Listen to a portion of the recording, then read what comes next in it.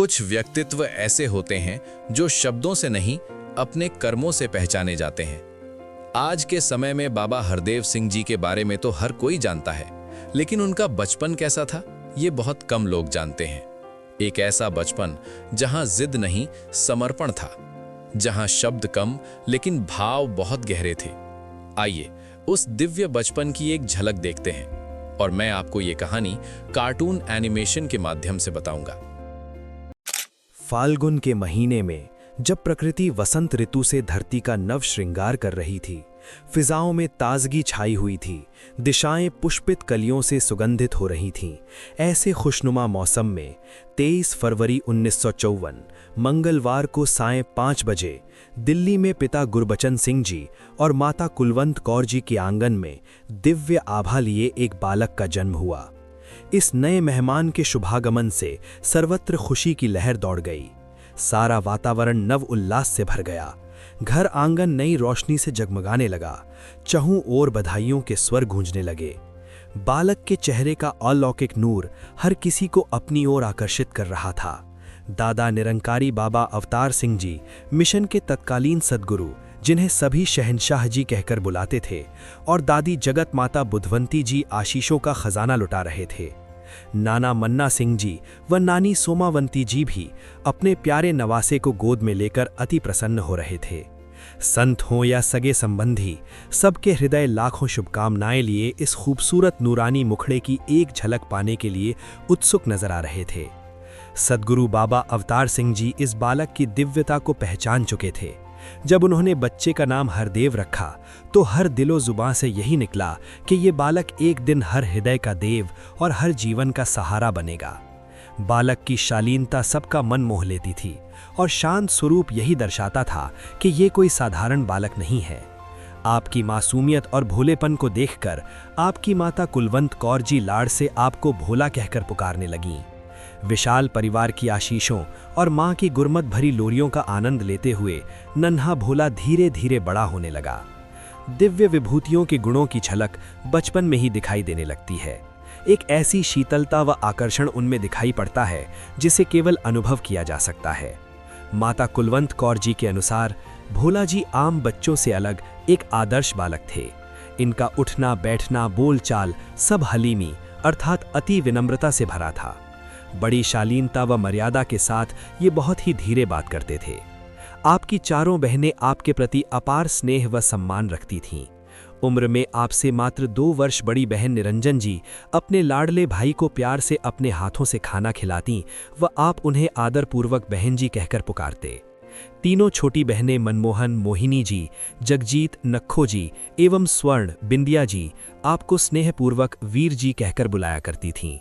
गुरमत के वातावरण में पले बढ़े आप सब भाई बहन इकट्ठे एक ही थाली में भोजन करना पसंद करते थे। आप सभी भाई बहनों द्वारा खेले जाने वाले खेल भी भक्ति और निरंकार की स्तुति से भरे होते थे। खेल का नाम होता था संगत संगत, जिसमें सब भाई बहन भवन के आंगन में अन्य बच्चों के साथ एकत्रित होते और ये नन्हे संत कविता, गीत, कहानी और विचार रूप में अपनी अपनी भावनाएं व्यक्त करते। आप शहंशाह जी के विचारों को भी दोहराया करते। भोला जी के दिव्य गुणों का स्मरण करते हुए यहाँ जगजीत जी बताती है कि वीर जी का प्रसन्न व शांत मन हमेशा निरंकार से जुड़ा रहता था। ये बचपन से ही बहुत कम बोला करते थे। इनका खामोश रहकर अपना कर्म करते रहना हजारों शब्दों से भी अधिक प्रभावशाली होता था। हालांकि ये अपनी इच्छा कभी शब्दों से जाहिर नहीं करते थे, लेकिन इनके हृदय की आवाज दूसरों के मन तक बिना बोले ही पहुंच जाती थी। इन्हें कहीं जाना होता तो ये कुछ कहने की बजाय माताजी के आसपास चक्कर लगाने लगते, और जब माताजी हंसकर स्वयं ही पूछती, कहीं जाना है, पूछने आए हो, तो आप मुस्कुराकर हाँ में सिर हिला देते। बचपन से ही आप में इस कदर पूर्ण समर्पण भरा हुआ था कि जब माताजी बड़े शौक से पूछती, मेरा भोला क्या खाएगा, तो धीमी आवाज में एक ही उत्तर मिलता, आप जो भी खिलाओगे। आपके मन में संपूर्ण सृष्टि के प्रति आदर सत्कार का भाव इस कदर था कि सजीव निर्जीव हर वस्तु के नाम के साथ जी लगाकर संबोधित करते थे, जैसे पंखा जी, कुर्सी जी, डॉगी जी इत्यादि। आप में छोटी आयु से ही धैर्य और संतोष के भाव भी स्पष्ट दिखाई देते थे। यदि कुछ मिल गया तो भी खुश, नहीं मिला तब भी प्रसन्न। यदि माताजी बाजार से सिर्फ बच्चियों के लिए वस्त्र इत्यादि ले आती, तब भी आपके मुख से कभी ये नहीं सुना कि मेरे लिए क्यों नहीं लाए। बचपन के दिनों को याद करते हुए आपकी माताजी ने बताया, कोई भी छोटी या बड़ी चीज इन्हें दी गई, उसे इन्होंने खुशी से स्वीकार कर लिया। मेरे और तेरे का भाव इनके मन में कभी नहीं आया। बचपन से ही इनका स्वभाव बस देने ही देने वाला था, जैसा कि एक दाता का स्वभाव होता है। एक दिव्य बालक को जब रूहानियत से भरा वातावरण मिलता है तो देवत्व के बीज स्वतः प्रस्फुटित होने लगते हैं। भोला जी को भी गुरु परिवार के आंगन में बहने वाली ज्ञान गंगा से आध्यात्मिक संस्कार विरासत में मिलते रहे। सद्गुरु के वचन के सम्मुख नतमस्तक होना भोला जी को जन्म से ही अपने परिवार में देखने सुनने को मिला। आपने अपने माता पिता को बड़े करीब से बाबा अवतार सिंह जी की सेवा करते हुए देखा, जिससे आपके मन में सद्गुरु के प्रति श्रद्धा, विश्वास और समर्पण की भावना और गहरी होती चली गई। आपके घर आंगन में शहंशाह बाबा अवतार सिंह जी की मूल शिक्षाएं हमेशा गूंजती रहती थीं कि मैंने तुम्हें नम्रता और प्रीत प्यार सिखलाया है, इससे उलट चलने वाले गुरु के शिष्य नहीं हो सकते। संतों की सेवा सत्कार का ढंग भी तुम्हें बता दिया है, इसे मानना आपका कर्तव्य है। आपकी दादी जगत माता बुधवंती, जो एक आदर्श पत्नी व गुरु सिख होने के साथ साथ सेवा सत्कार की एक अद्भुत मिसाल थीं। वो सेवादारों के भोजन पकाने, वस्त्र धोने जैसी सेवाएं खुद अपने हाथों से करके खुश होती थीं। आपने इनका ये गुण बचपन से अपने दामन में डाल लिया। जब भी कोई सेवा चल रही होती तो आप भी सेवादारों को लंगर खिलाने व पानी पिलाने की सेवा में लग जाते। आपने अपने पिता श्री गुरबचन सिंह जी को एक सेवादार की भांति सद्गुरु के हर भाव को निष्ठापूर्वक पूर्ण करते देखा। आप भी अपने नन्हे हाथों से शहंशाह जी के पीछे खड़े होकर पंखा झुलाने की सेवा करते। आपकी माता कुलवंत कौर जी ममता और मिठास की मूरत थीं। उनकी समदृष्टि एवं मिलनसारिता की छाप आपके स्वभाव में भी दिखाई देती। आप संतों व सेवादारों के बच्चों के साथ बड़े अपनत्व से घुल मिल जाते और उनके साथ उठने बैठने, खाने खेलने में प्रसन्नता महसूस करते। आपके चाचा श्री जोगिंदर सिंह जी नूर हास्य रस की रूहानी कविताओं से सबको भक्ति की गहराइयों के पाठ सहज ही पढ़ा देते थे। बुआ नंद कौर जी व चरणजीत कौर जी, फूफा भाइया कुलवंत सिंह जी एवं भाइया गोविंद सिंह जी, मौसी मान कौर जी एवं मौसा श्री हरबंस सिंह जी के सद्गुरु के प्रति प्रेम, समर्पण व श्रद्धा भाव से आपका रोम रोम पुरनूर होता चला गया। आपकी नैतिक शिक्षा का आरंभ तो परिवार से ही हो चुका था और अब समय था सांसारिक विद्या के पथ पर आगे बढ़ने का। हालांकि आपके विषय में तो यही कहा जा सकता है कि सांसारिक शिक्षा तो आपके लिए एक औपचारिकता मात्र थी।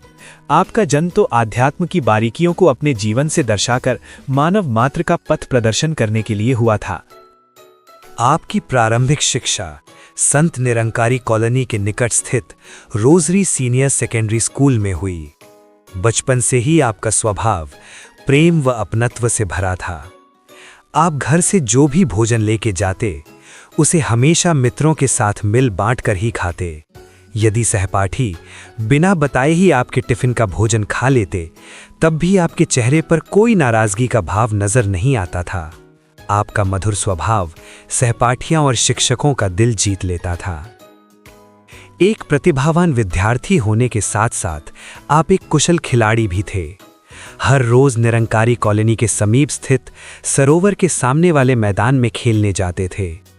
शुरू से ही आपके हृदय में धैर्य और विशालता भरी हुई थी। एक बार एक बच्चे ने बड़े जोश से आस्तीन चढ़ाकर आपको चुनौती दी, भोला जी, इस खेल में तो मैं ही जीतूंगा। फिर भी आप बिना उत्तेजित हुए बड़े शांत भाव से खेले और जीते भी। परंतु विजयी होने पर भी आप में लेश मात्र भी विजेता होने का एहसास दिखाई नहीं पड़ा। आपके कोमल मन में उस समय भी यही भाव था कि कहीं जीत की खुशी जाहिर होने से हारने वाले का दिल न दुख जाए। गर्मियों के मौसम में जब खेलते खेलते गर्मी लगती तो आप सभी मित्रों को अपने घर निरंकारी भवन ले आते और उन्हें अपने हाथों से ठंडा शरबत बनाकर पिलाते। आपका सेवा भाव मित्रों का भी मन मोह लेता। एक बार आपने शरबत बनाया और एक ऐसे बच्चे को बांटने के लिए कहा जिसके प्रति सब घृणा का भाव रखते थे। एक क्षण तो सब बच्चे हतप्रभ रह गए, लेकिन भोला जी का अनुसरण करके सबने बिना किसी हिचक के उस बच्चे के हाथ से शरबत पी लिया। भोला जी के सहज में किए इस कर्म से जहां बच्चों में भेदभाव की भावना मिटी, वहीं उस बच्चे के मन में आत्मसम्मान की भावना भी जागृत हुई। आपके निवास स्थान संत निरंकारी सत्संग भवन निरंकारी कॉलोनी में प्रतिदिन 2 या 3 बार सत्संग का आयोजन होता था।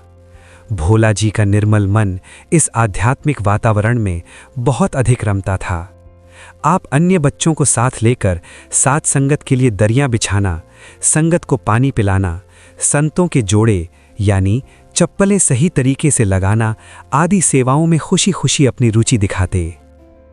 जब आप प्रारंभिक शिक्षा ही ग्रहण कर रहे थे, उसी दौरान शहंशाह बाबा अवतार सिंह जी ने मिशन की बागडोर आपके पिता गुरबचन सिंह जी को सौंप दी और आशीर्वाद दिया कि अब से बाबा गुरबचन सिंह जी एवं राजमाता कुलवंत कौर जी मिलकर सत्य की आवाज़ को आगे बढ़ाएंगे। शहंशाह जी ने राजमाता जी से निवेदन किया कि आप भी बाबा गुरबचन सिंह जी की कल्याण यात्राओं में साथ रहकर सत्य संदेश पहुंचाने में अपना पूर्ण सहयोग दें। आप इस बात की चिंता न करें कि आपके बच्चे अभी छोटे हैं। आप मानव कल्याण का काम करें, निरंकार प्रभु आपके काम करेगा।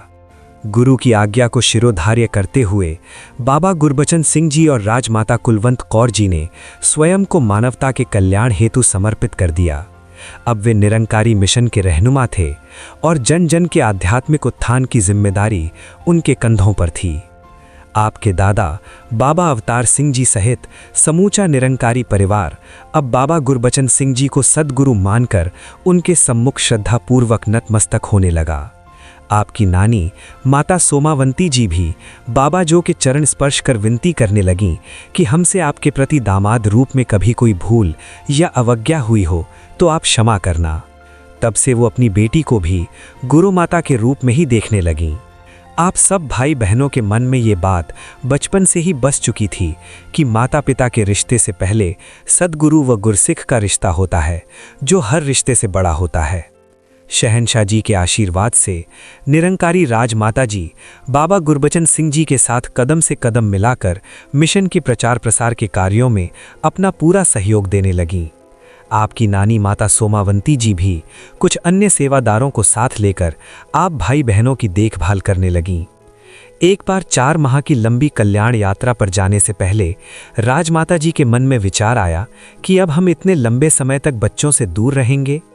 तब बाबा गुरबचन सिंह जी ने उनके मन की बात को भांपकर तुरंत कहा, अब ये सिर्फ 5 बच्चे ही आपका परिवार नहीं है, सारी संगत ही आपका परिवार है। निरंजन जी के अनुसार यद्यपि अनेक अवसरों पर हम भाई बहन माता पिता से दूर रहे, किंतु बाबा जी और राजमाता जी का जितना भी कीमती समय हमें मिलता वो हमारे लिए बहुत अनमोल और लाभदायक होता। सन 1963 से सन 1969 तक लगभग 6 वर्ष का समय आपके लिए जहां घर से दूर रहकर पटियाला में शिक्षा प्राप्त करने का रहा, वहीं ये समय सांसारिक जीवन की ठोस सच्चाइयों से परिचित होने का भी रहा।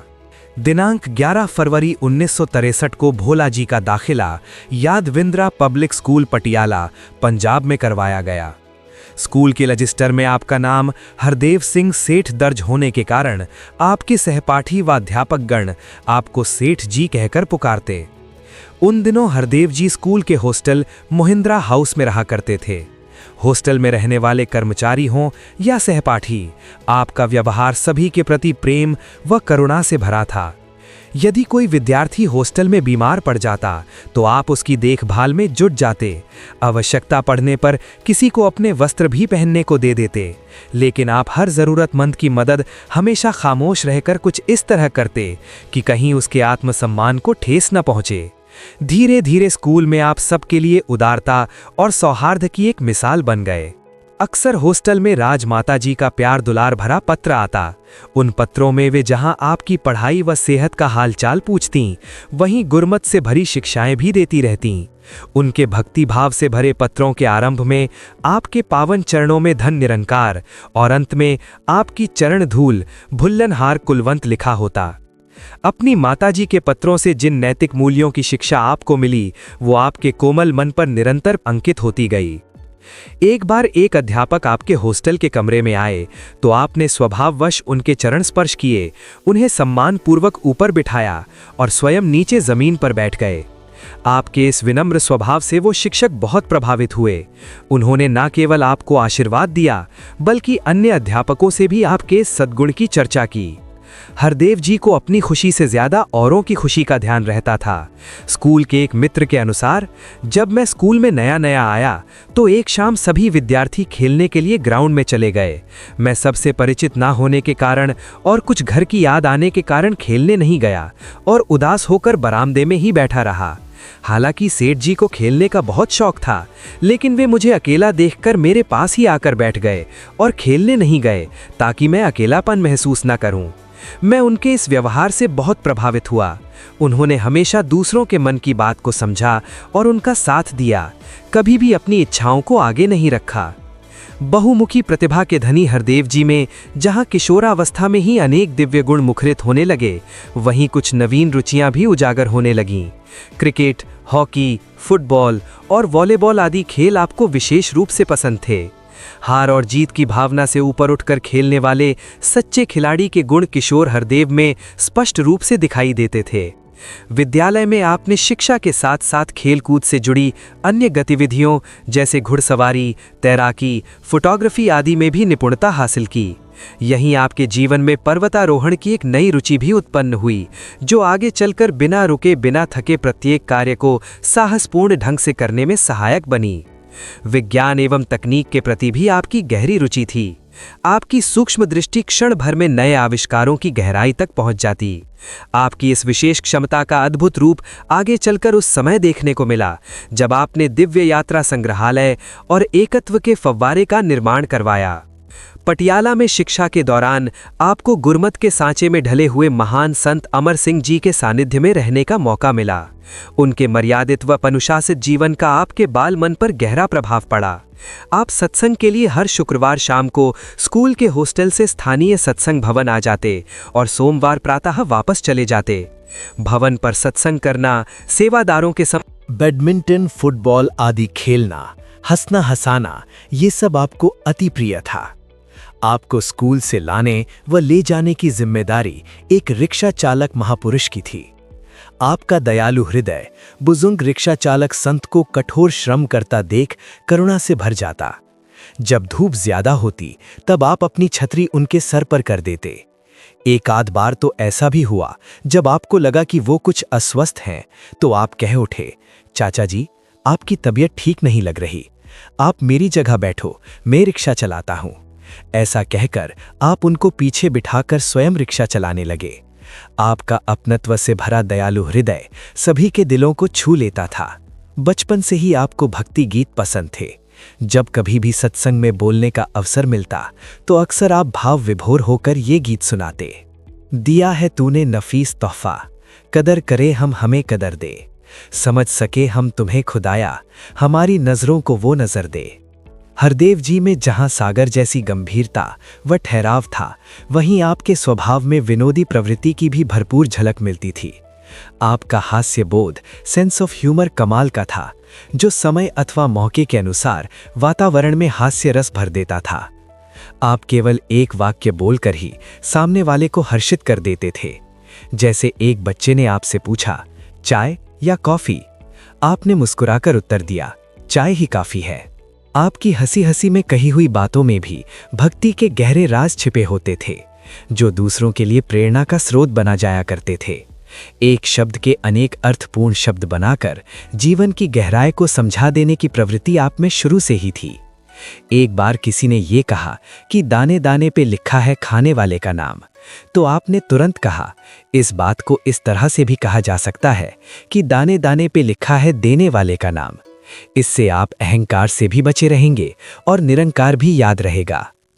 हरदेव जी को सबके साथ शालीनता पूर्वक हंसी मजाक करना तो पसंद था, किंतु किसी पर हंसना या किसी के बारे में कोई हल्की बात सुनना पसंद नहीं था।